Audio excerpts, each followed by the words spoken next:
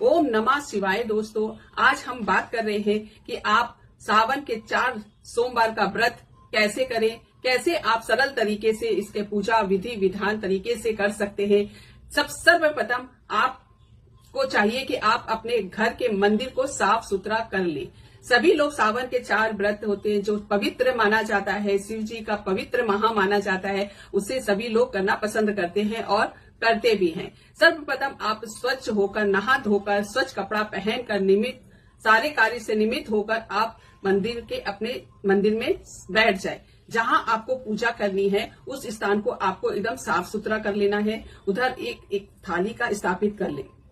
थाली कोई भी हो सकती है, स्टील की है, आपके पास पीतल की है, कांसे की है, लेकिन वह शुद्ध और स्वच्छ होनी चाहिए। एक थाली स्थापित आपने कर लिया, उसके ऊपर आपको एक कटोरी रख लेनी है। कटोरी रखने के बाद आप उसके ऊपर बेल पत्र रखेंगे। बेल पत्र रखने के बाद आपके घर में अगर शिवलिंग है तो उसे उसके ऊपर स्थापित कर देंगे और शिवलिंग का मुंह आपके उत्तर दिशा में होना चाहिए। अगर आपके घर में शिवलिंग का है नहीं तो आप मिट्टी को लेकर शिवलिंग बनाकर आप उसे स्थापित कर सकते हैं। ये करने के बाद में आपको जल से शिवलिंग पर अभिषेक करना है। ऐसा करें कि जल कहीं इधर उधर गिरे ना, कहीं पर भी अशुद्ध ना हो। आपके जल जो है वो आपके थाली के ही अंदर होनी चाहिए। उसके बाद आप उसमें कच्चा दूध का अभिषेक करेंगे। कच्चा दूध के बाद में फिर आप जल से अभिषेक करेंगे।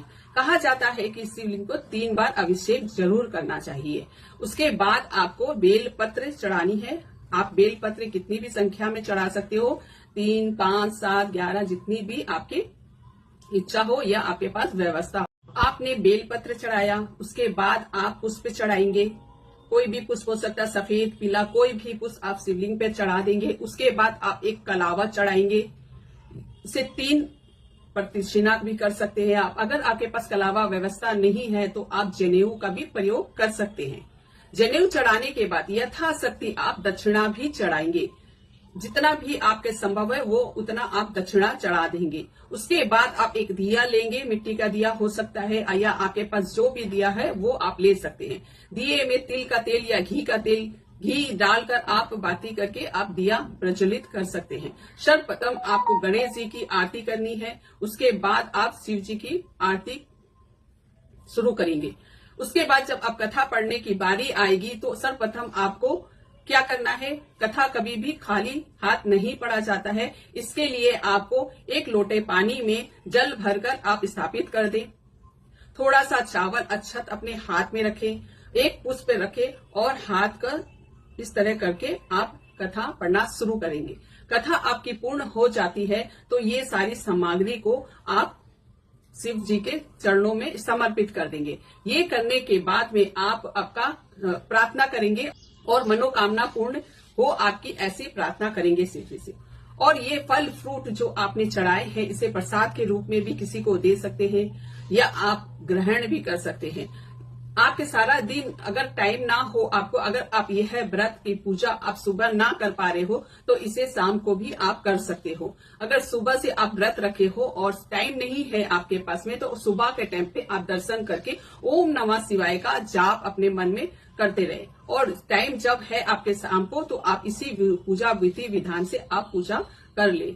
आप सारा दिन व्रत रखते हैं तो इसे दूध, चाय, दूध, लिक्विड के रूप में आप कुछ भी ले सकते हो। और ये व्रत तो फलहारों का ही होता है, फल लेकर ही किया जाता है, तो आप ये फल का भी ग्रहण कर सकते हैं। अगर आपको शक्ति है तो आप 1 बार कर लीजिए, अगर शक्ति ना है तो आप 2 बार भी कर सकते हैं। आपकी व्रत पूर्ण होने पर ये सारी सामग्री को आपको किसी भी पेड़ पर चढ़ा देनी है। याद रहे किसी का पैर नहीं लगना चाहिए।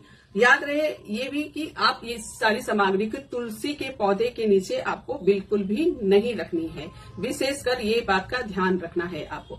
आपके इस तरह से पूजा विधि विधान करके आप पुण्य अर्जित कर सकते हैं और अपना सारे व्रत को संपन्न कर सकते हैं सरल विधि तरीके से। नमक का प्रयोग करना है तो आप सेंधा नमक का प्रयोग कर सकते हैं। इस तरह आप व्रत को पूर्ण रूप से कर सकते हैं।